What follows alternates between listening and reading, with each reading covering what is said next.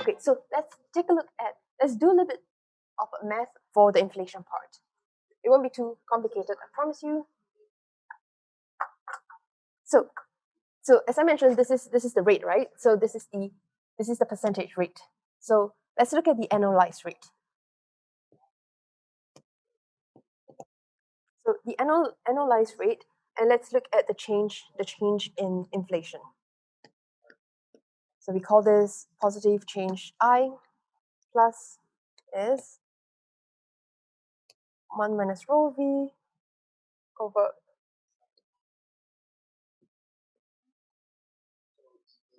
over sigma v times I over beta. Okay, so what does this mean? And this is also within our range that we talked about, I mean and I max. Okay, so what is this formula? It's really not that complicated. Let's look at what it is. Okay, firstly, what is rho v and what's sigma v? So rho v and sigma v is, remember I told you that one of the cool things about the validator system is that it's not a fixed supply. It's that every time a block is being the block rewards, and every time it's being minted, the block rewards is dynamically calculated. So how do we calculate this dynamic calculation? It's a bit complicated to understand, right? You can't just say something is dynamic and suddenly it's dynamic. No, we can turn this dynamic thing, this word dynamic, into the language that mathematics can understand. And then when mathematics can understand, your code and your smart contract can also understand. Okay, so let's look at what this is. So when we look at rho v and then sigma v, so rho v is the actual percentage staked. Sigma is the ideal percentage staked. Okay, so remember I told you that there's this 66%. I don't write things here for nothing, okay? 66% is the ideal stake. So if we have 100 million tokens, I want 66 million to be staked by validators. And then the other percent doesn't matter. It will just exist somewhere else with other use cases. So this is something that we want to balance, 66%. And this is fixed. Okay, this is the only thing that's not dynamic. It could probably change in the governance layer after that, but it's okay. It's fixed for now, 66%. So this ideal percentage stake is 66%. And the actual percentage stake will be, your amount of V over your total, and this will be your whatever percent. So let's say this is less than 66%. And so that means this ratio, okay, so there's three situations where this ratio will be different. Or there are only 3 states this ratio could be. So it could be less than 1, it could be equals to 1, it could be more than 1. So when it's equals to 1, that means goal reached. Why? Because the ratio between actual stake and ideal stake is the same. That means the actual stake will be 66%, which is exactly what we want, and so it's 1. So the change in inflation will be 0. There will be no additional rewards because it is really what we want, and then there'll be change after, and then people will behave and react accordingly, and then you can change after. But the change in inflation, so the additional inflation will be 0. So the inflation will be whatever it is before. Now, what happens when it is less than 1? Less than 1 means one, we want more validators. Why? Because it means that the actual amount staked is more than your ideal amount. It's less than your ideal amount staked. That means maybe I have 50% stake, of which I want 66%, and so this is less than 1, right? You can obviously see it's less than 1 because 50 is less than 66. So if this is less than 1, this entire thing will be positive, and so this and change in annualized interest rate or an annualized inflation rate will increase, and so you'll be minting new block rewards because you'll be increasing the inflation rate.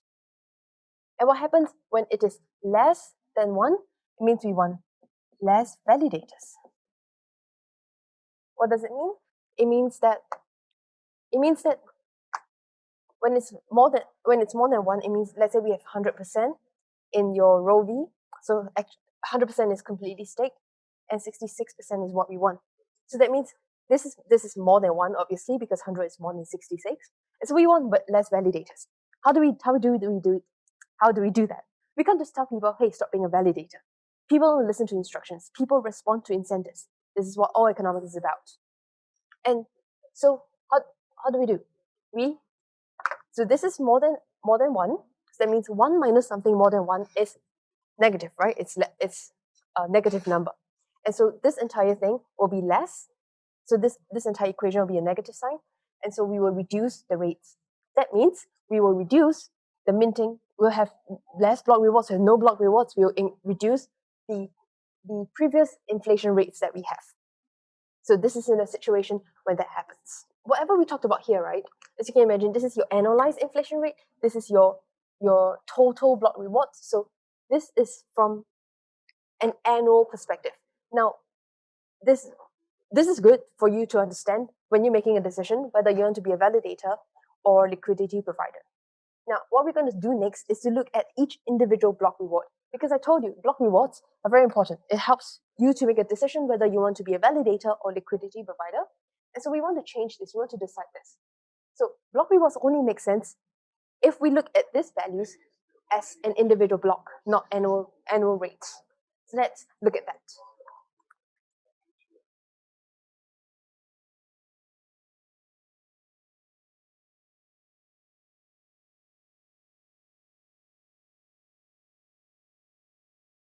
We have, so A is the total block, the total additional mint per year, right?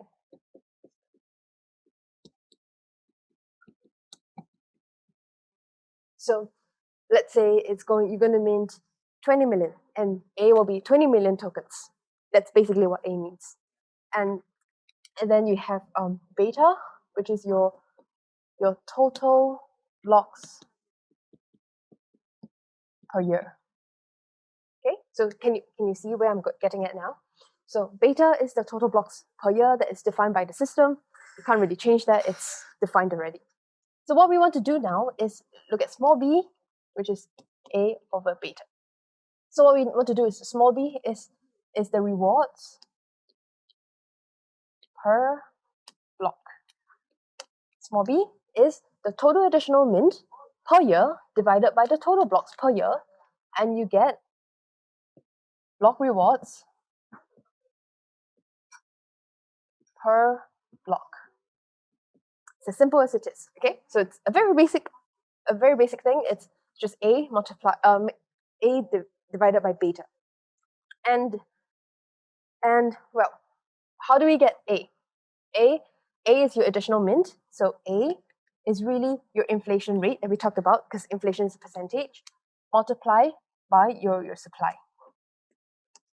Right? Because inflation is a percentage multiplied by the supply, that is whatever that's out there in the total supply, and you get your tokens, the specific number, the whole number of tokens that we added into the system. So what does that mean? It means that B equals I times, let's call supply S, over beta. Okay? And what we want to do now, and okay, the specificity of the math, I will link it in the description box below.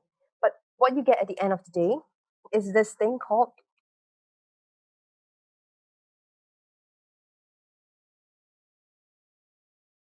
V is really the validator, and dot is just multiplication.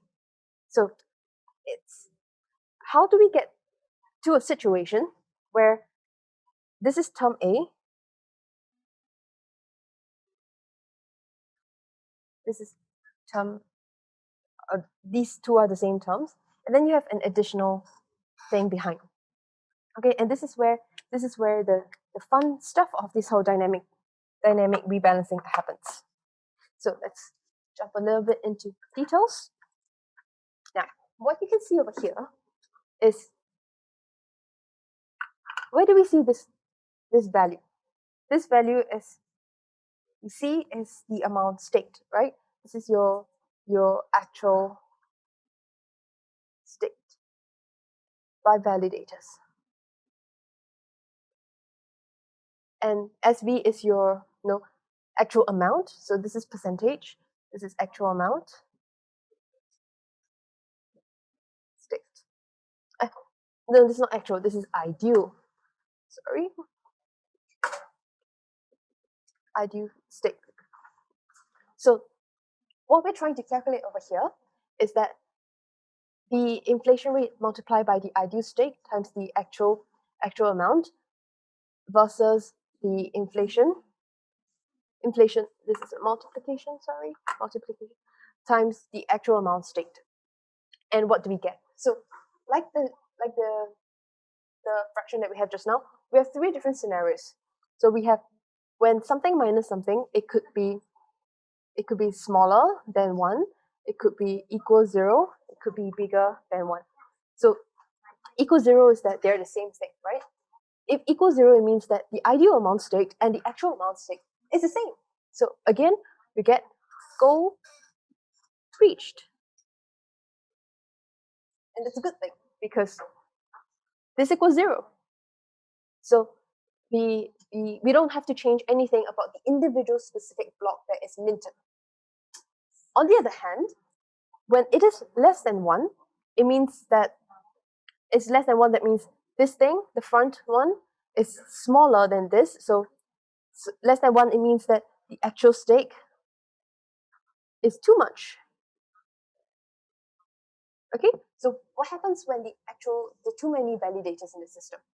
Then you want to reduce your individual block rewards. So less individual block rewards, and you want to disincentivize people from staking. On the other hand, let me use a different marker. On the other hand, when you have more than one, so that means the first one is bigger than the second. It means that we want to have more people. We need more people as validators. So we want more validators if it's more than one. So if it's more than one, this entire thing becomes positive, and so we have more B. So that means when there isn't enough validators in the system will automatically rebalance to give out more block rewards per individual. So that is the gist of the validator system.